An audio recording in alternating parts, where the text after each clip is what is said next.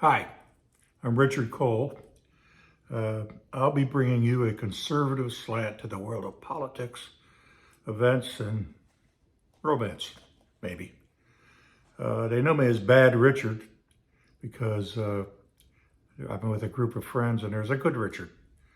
So obviously, I'm Bad Richard.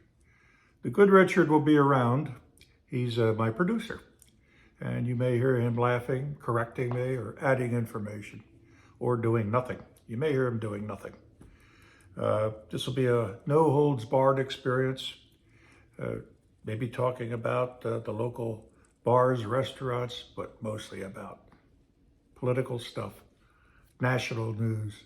That really bugs me. That's why I'm going to be doing this. I'm over 80 years old. Yep, over 80. I'm not telling you how much over 80 because I want you to think of me as the young 80.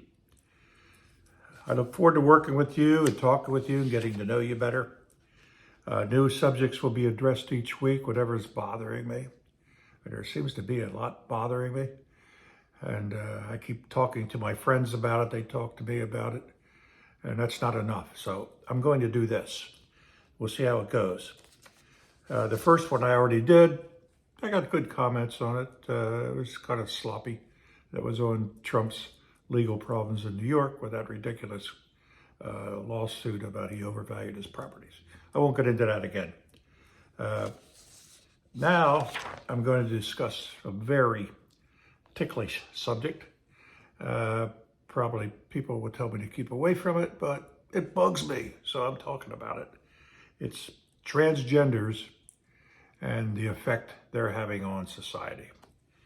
I've done some work on it.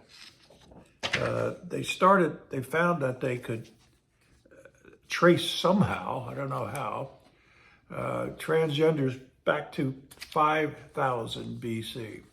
5,000 BC, there were transgenders. That was before Christ, 5,000 years before Christ. My God, there were transgenders around. But how come I never heard about them until about 8 or 10 years ago? In high school, never heard of transgenders. We didn't even hear of gay people. We heard of queers. That's what they were called, queers. But they stayed in their place, but never met. I might have met a couple of them, I don't know.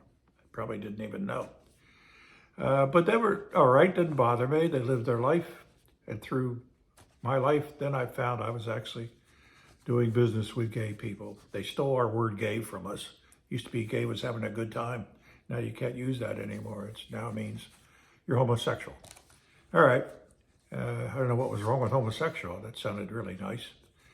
So anyway, we now go to people who want to go beyond being gay, and I call it the extreme gay, and they want to actually say they have become the other sex. Sometimes through surgery, sometimes not. We can't always tell.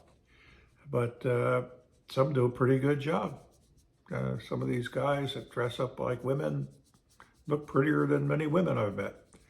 But, you know, they're still men. So why did I bring this up? I brought it up because recently, J.K. Rowling has been criticized. J.K. Rowling wrote the Harry Potter books, as you probably know. And I saw the first movie. Didn't like it. It's not my type of movie. So I didn't know anything about J.K. Rowling. And so she wrote all these books. Movie after movie came out. She became, I guess, a billionaire or something through this. So again, I didn't follow the books. I didn't follow the movies. I didn't follow her until they started going after her for a tweet she made. She actually retweeted it. It was where somebody said, they were referring to someone, they said those people who menstruate. And she got pissed off at that. And they said, don't forget, there's a word for that. Help me out. Woman Wimpun, Wumud, and it's woman. She was attacked tremendously for that, for wanting to say the ones who menstruate are women. So I thought, kind of liked her. She standing up and she doubled down on it. She never backed up. She said she never insulted the transgender community. She's angry that they're taking her sex away from her. Can't call her a woman anymore. That's what she's angry about. And I don't blame her for being angry about that. So then that's been going on. And then Scotland passed a hate crime law that takes effect immediately. And it's targeting hate speech. And let me read this to you. Makes it a criminal offense to communicate or behave in a manner that a reasonable person would consider to be threatening, abusive, or insulting. Boy, what kind of a law is that? A reasonable person. I mean, this reasonable person might be a transgender, and they're the ones interpreting this law. A conviction could lead to a fine and prison sentence of up to 7 years. So, J.K. Rowling said, she's Scottish, by the way, and this is a Scottish crime. She was on a ski trip. She said, I'm coming back. And I'll say it again. If you want to arrest me, you're going to have to arrest me. I believe what I said, and I'm not going to stop saying it. Well, this shook up Scotland, and now they have said, don't worry, we're not going to arrest her. Which sounds like because she's a celebrity, they won't arrest her, but they'll arrest anybody else. It's kind of stupid, as so many of these things are. So then, that's where we stand on her. I want to follow up whenever I hear more news about it, but that was just this past weekend. So there's a lot going on that's new. My view is, why do they have to inflict this on society? Why can't if there are transgenders, they want to become, not if they are, I know they are, if they want to become the opposite sex, let them do it, live their life, don't bother me, and don't bother others. Do what they have to do. So now enter Riley Gaines. Who is Riley Gaines? Riley Gaines is a professional, or was not professional, but a world-class swimmer who competed on a Kentucky NCAA swim team. She did very well, winning various tournaments and so forth, until she ran up against this dude.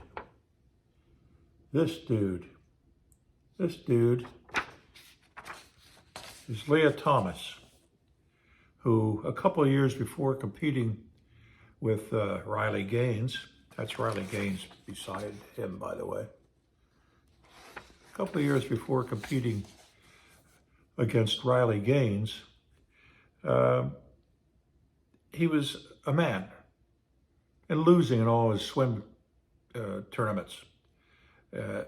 Couldn't do anything. So what did he do? He became a woman. And then he started competing in women's sports. And he started winning. And he undressed in the locker rooms with all his junk showing. This is the world we're living in now with people like that. Riley Gaines, the swimmer's 6'2", she's 5'1", by the way. I mean, all right, what's it called? The dude is 6'2". So anyway, she stopped swimming and became an advocate for keeping men out of women's sports. And she's appeared on various shows on television. But the one that was interesting was in San Francisco State University of April of last year, 23. She went there to give a talk on it. The protesters were so organized, there were so many of them, they chased after her. They chased her down the hall actually hit her a couple of times. There was very little security there. They put her she jumped into a room. They put her in a room. They pounded on the door, tried to get at her. Finally, enough police came to keep the protesters away. And she got out of there. This is typical of the left. The left, all this woke stuff, everything is always on the left. And this is woke. So they do not want to hear, the left does not want to hear what the other side has to say. Forget about that. They only want to hear what they want to say, and they're right, you're wrong, and don't even talk about it. That's the left's position on most everything. So keep that in mind when you're going to the ballot box this year. Vote right. The hell with the left. The left's going so far left, they're going into the Pacific Ocean. They have no idea what they're doing. So that's where I stand on transgenders in general. Let me close by a little story that my favorite comedian, Dave Chappelle, told. Dave Chappelle, if you remember, has taken on transgenders from a humor standpoint. And again, the woke, the left, the transgenders, they have no sense of humor. But Dave Chappelle is really funny, really funny. So I'm sure I can repeat this since it was on YouTube and it's out there. So, and then I'm giving him credit for it. So Dave Chappelle, one of the comedians he always revered was Jim Carrey. So Jim Carrey was making a movie in LA when Chappelle was in LA. So Chappelle contacted Carrey's people and said, I'd like to meet him. And Chappelle was known to Jim Carrey. Jim Carrey said, yeah, fine. So Dave Chappelle shows up on the set, and turns out Jim Carrey was making a movie about Andy Kaufman, who used to play Latka on Taxi. And he was funny as hell. Died at a very young age. But anyway, Jim Carrey's doing a movie about Andy Kaufman. So enter Dave Chappelle onto the movie set of Andy Kaufman, and he sees Jim Carrey. He yells out, "Hey, Jim." And a producer grabs him and says, no, don't call him Jim. Don't call him Jim. He said, why? That's his name. He said, no, he's playing Andy Kaufman. He's into the role. He's into the role until the movie's finished. So you have to address him as Andy. He said, oh, okay. So he goes over and he says, hi, Andy. Andy, quote, Andy shakes his hand. And they talk, and Andy tells him how much he likes Dave Chappelle's work, and back and forth. And so Dave Chappelle said, here I was, talking to Andy Kaufman, knowing I'm really talking to Jim Carrey. And he said, that's how I feel when I talk to a trans. Bye.